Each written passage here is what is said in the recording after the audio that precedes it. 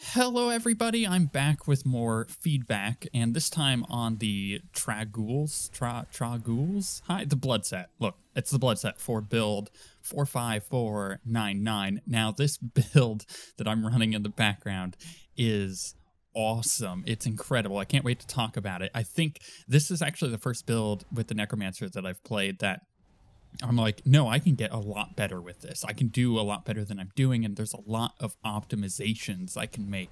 And I'm not running any cheesy bullcrap like the pet build is currently running with the crazy skeletal mages that reduce the cooldown on your Land of the Dead, and using the passive gives you the immunity. So basically, they're back to giving themselves 100% immunity. We'll do a video on that, trust me. But with this blood set, it is not a cheesy build, and it is really, really cool, and I think it's the first build that I've been like, aha, right? Like, this has a lot of depth to it, and it's a build that I've created. Like, I don't like going on and seeing what other testers are doing. I'll typically run a build and then kind of see what people are running from there. Oftentimes, it'll give me inspiration. I'll be like, oh yeah, I totally forgot about that one item interaction. That would be really cool. But I see no point in running the quote-unquote best build at the moment, because that's not the point of the beta. And if you're doing that just to, you know, push with an overpowered build that is clearly broken, then you're not actually testing the game. You're just trying to play the Necromancer, which I find very unuseful. So with this blood set that I'm running, let me explain it. So the blood set, just so if you don't know, the 2 set gives Blood Rush, which is your like dashing strike. It gives it every rune, which is really nice. There's a lot of good runes on there, such as additional armor, and when you pass through enemies, it heals you, or leaving a corpse behind, so on and so forth. The 4 set is, while at full life, your healing from skills is added to your maximum life for 45 seconds, up to 100% more max life. That may sound kind of bad with this next bit, but I'll explain it. Spending 10% life grants you a stack of Blood Crusade. This is 6 piece, by the way. Each stack of Blood Crusade increases the damage of the next life-spending attacks, or of life-spending attacks, by 200%, but also increases the life you lose by 10%. Using a skill to heal will consume a stack and heal for 300% more. So the idea is to get up to as many stacks as you can. It's 50. You could get up to 50. So if you can get to 50 and not die, then you're doing pretty good. And there is a really, really good ring that was added for this. It is the Lornell's Sunstone, which is your damage reductions is increased by up to, I think it's 0.98%. So almost 1% for every 1% life you're missing.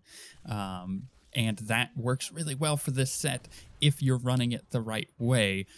Previously, in the previous build, what you would do is run as little HP as you can and then do an immunity cheese bullcrap thing. But you can't do that anymore. They fixed that. So essentially with this, you're trying to run a lot of HP, so that way when you get that 100% more, so for example, my current build without any of the buffs, I'm running 1,300 or 1,325,000 HP, essentially.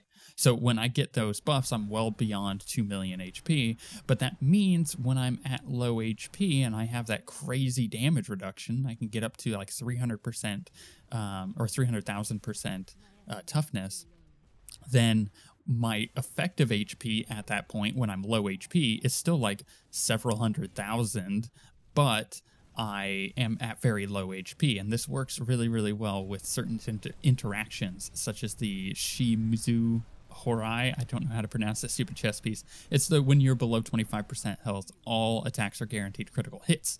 So as long as I'm below 25% health, which is still a ton of freaking health for my character, then, and by the way, I have all that damage reduction even when I'm that low, then I'm getting 100% critical hit chance, essentially. So my build that I'm running, number 1 ability is Devour. So it's with the Devour aura. It's a pretty standard thing for me to take on most of my builds. It's really good. That is going to give me my essence that I'm going to be needing. So number 2 is my Blood Rush. Doesn't matter what rune I'm running. I have all of the runes, which is really good. But it's important to note that I have 2 charges, and I'll use those for specific instances, either getting away or trying to heal myself, or I just use it for the damage reduction, because 100% armor is pretty good, even though it's for 2 seconds after you cast it. Then I'm using Bone Armor with the Poison rune. I'm just using that as the stun, and I'm using that for its damage boost. I'll talk about that in a minute. Number 4 skill is Land of the Dead with the Plague Lance. I could kind of choose what Land of the Dead rune I'm going to use, but I think the Plague Lance works really well, again, because of another interaction I'm using. Siphon Blood is my generator with the Bloodsucker, which grabs all of the runes or all of the health globes nearby. And then I'm using Skeletal Mage, not Maid, that would be weird, with Life Support, which is the one that costs health, but it makes it last an additional 2 seconds. And Skeletal Mage is our main damage dealer here, which means that I'm going to be wanting to run the Skeletal Mage Ring, which means that I summon 2 at a time, and they last an additional 4 seconds. The other rings I'm using is that damage reduction ring, so I have that crazy damage reduction when I'm low HP. And the final ring I'm using in the cube is Unity, but I think that I can get away with not using Unity. I think that's one of the many little tweaks that I can make to make this build a lot better, and instead run like Obsidian Ring of the Zodiac. Because a lot of my damage is going to be coming from Land of the Dead, because I'm using the neck piece for Land of the Dead, which is each corpse consumed in Land of the Dead increases my damage by 10% for 10 seconds after it ends. So after Land of the Dead ends, for 10 seconds I have a crazy damage boost, right? And that is actually like my main way of blowing something up, especially Rift Guardians. And you'll see in some of this footage a Rift Guardian will just melt, like it's not even a Rift Guardian, which is crazy. And it's because of that neck piece with the Land of the Dead, with the set bonus, making my Skeletal Mages crazy good. The other things I'm using in the cube are my Scythe of the Cycle, which is the secondary skills, deal 300% additional damage while Bone Armor is active. So that's buffing my Skeletal Mage. And I always have Bone Armor active because that's more damage reduction. Plus I'm, using that to stun things, which works really, really well with this build. And then I am using that chest piece that is when below 25% health, I have guaranteed critical hit. So there's several different things that I can run for weapons, but what I've decided to use is an unconventional weapon, probably one a lot of people have overlooked in the beta, which is the Siphon Blood draws blood from 2 additional targets, which means I can click the Siphon Blood one. I don't have to channel it. I could click it once, and I just, boom, like up to full health. And it only wastes one of my stacks, which is really, really good. It means that I can, I can Siphon Blood, Skeletal Mage, Siphon Blood, Skeletal Mage, Siphon Blood, Skeletal Mage. So that's how I can get them out and have all 10 of them at a time.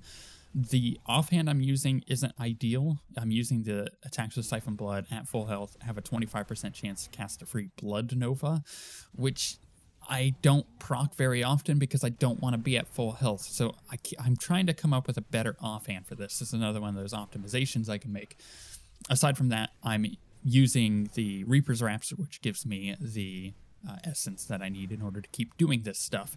And because I'm using Reaper's Wraps, that means Devour is really important, because that's how I get my essence back, essentially.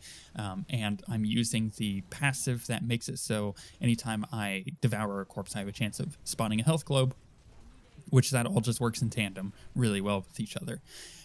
What I mean by when I say earlier that this build has a lot of depth is that it has many phases when you're playing it. You'll see me playing it in the background. Essentially, when you first go into a rift, you have to run in and you have to get your stacks. That's your first phase, is getting as many stacks as you can.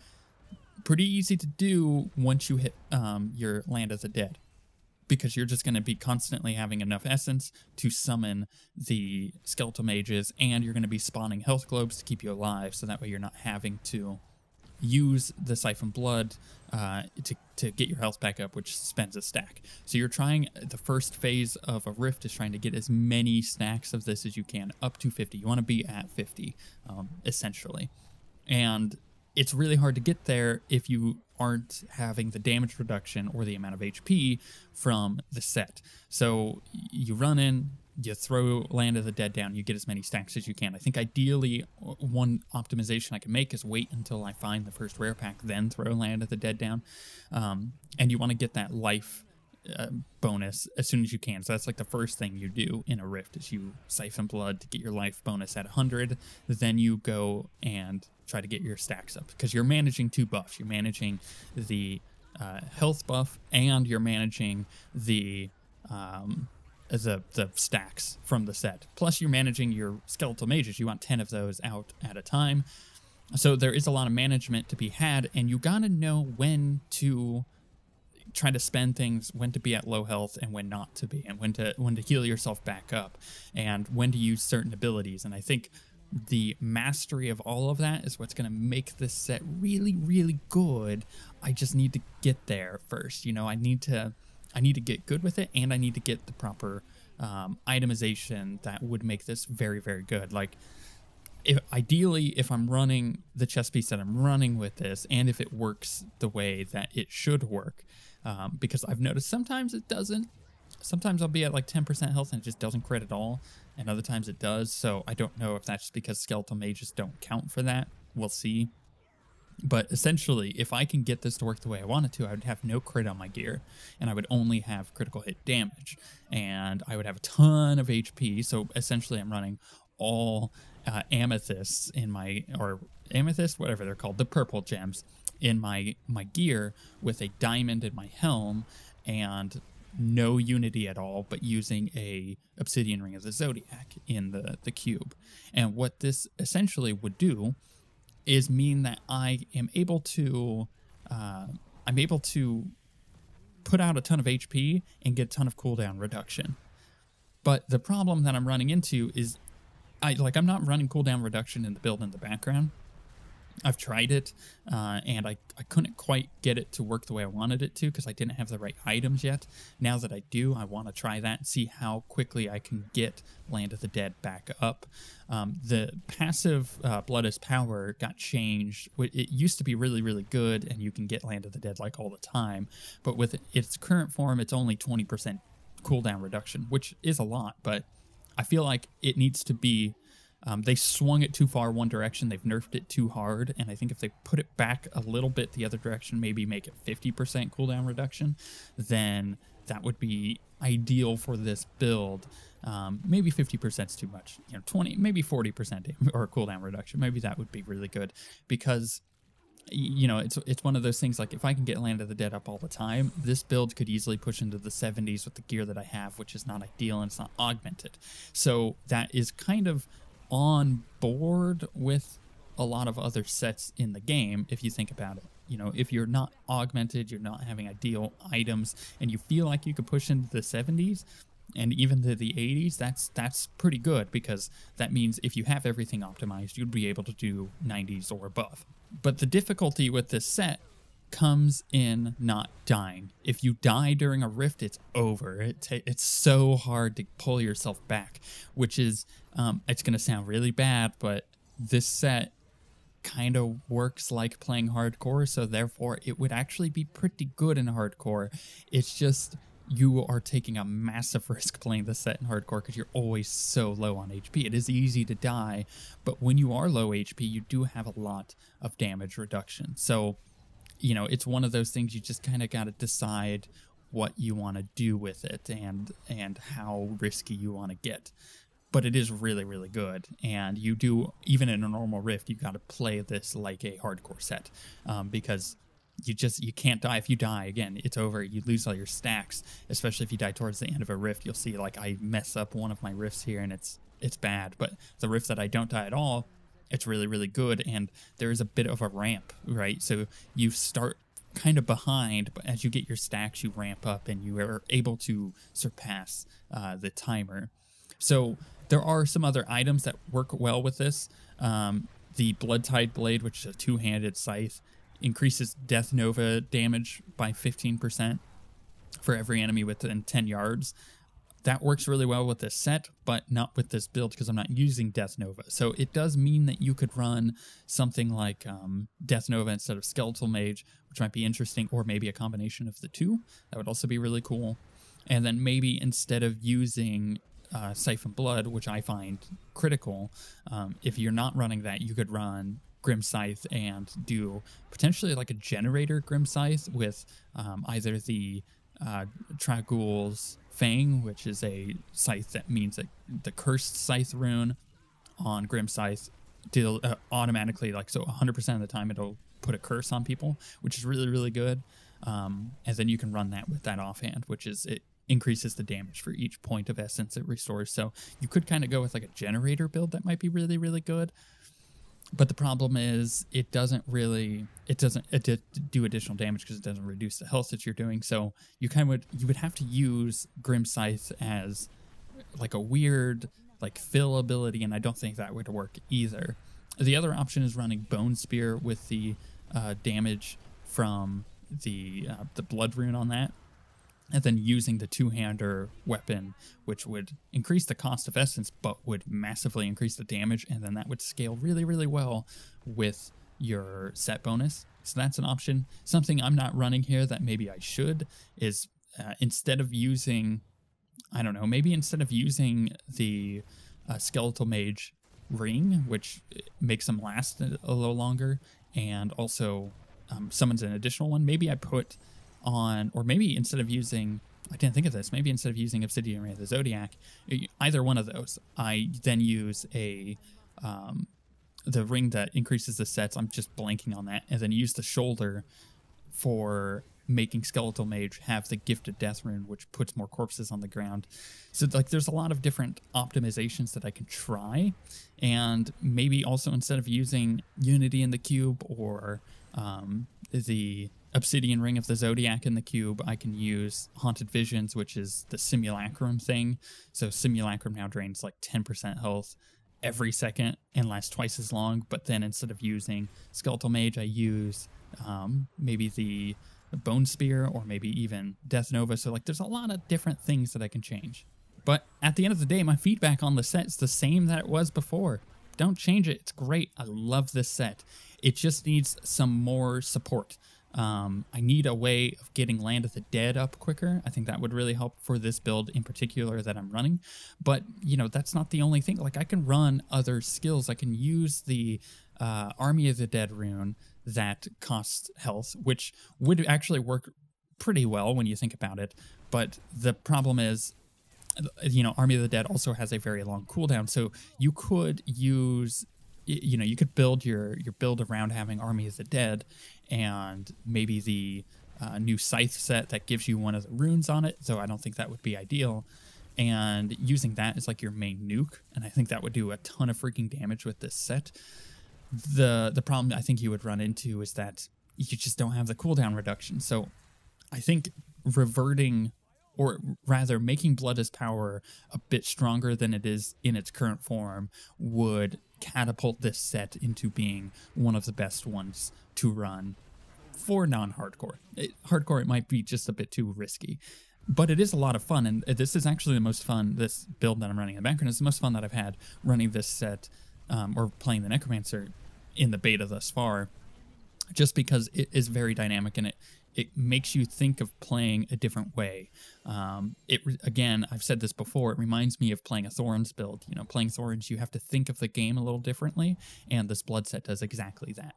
And a final thought is I actually have a alternate build for this, which is that I'm using Corpse Explosion. I haven't been able to figure out quite how to make it work, but I feel like I'm on the cusp of something really, really cool, where you use Corpse Explosion with a blood rune on it, which essentially when you corpse explode, you consume the corpse will get up and creepily run over to the target and blow up. So if, you know, maybe using that instead of a generator for like a speed build, or I can't quite figure out where to put it in yet. Maybe still use a generator, but don't use Blood Rush anymore, and use that to get really high blood stacks at the beginning of like a Greater Rift. I'm not sure where to use this yet, but it is really cool, and you make sure that you use the gloves that increase the damage by 100% for 5 seconds, or for how many ever seconds it is, but stacking up to 5 times when you use Corpse Explosion. So like there's something there that I think would be really cool, and this also gives people a cool Corpse Explosion build that is not necessarily what I think they would expect, but is something that would be really, really fun to use. I'm not quite sure how to make it work yet. If you guys have ideas on that, let me know, and then I will try it out. But I think that, again, I'm right on the cusp of something really, really cool with that Corpse Explode. I just need to figure out how to make it work better. It obviously works really, really well with Land of the Dead, so if I can come up with a quicker solution to getting that up, then, you know, then I think I'm in a better spot as far as that's concerned. But even with that, I mean, if you were running like a speed farm build, then you wouldn't have to use Skeletal Mages. But if you're running a Greater Rift build with it, then you got to use something else, because you're not always going to have the Corpse Explosion up, because you're not always going to have corpses. Unless you could potentially, you know, if they do revert that Blood is Power or change it a bit, then maybe you can have Land of the Dead up quick enough that you could always have corpses. And I think that would be really, really cool. In fact, now that I think about it, I don't think the issue with Blood is Power is that it, like the old Blood is Power, is that it was too powerful. It was really good, but I actually think that the problem was the immunity rune, or the immunity passive, which is when you use a Land of the Dead or any of those like huge cooldown skills that you gain immunity for several seconds.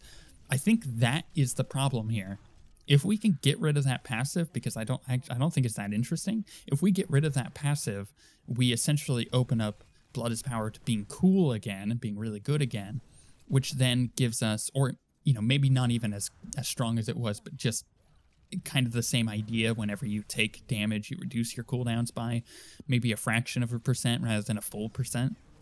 Then, or maybe you run it like Obsidian Ring of the Zodiac, where it reduces a cooldown by a certain percent, or by a second, or something like that. I think that would work equally as well.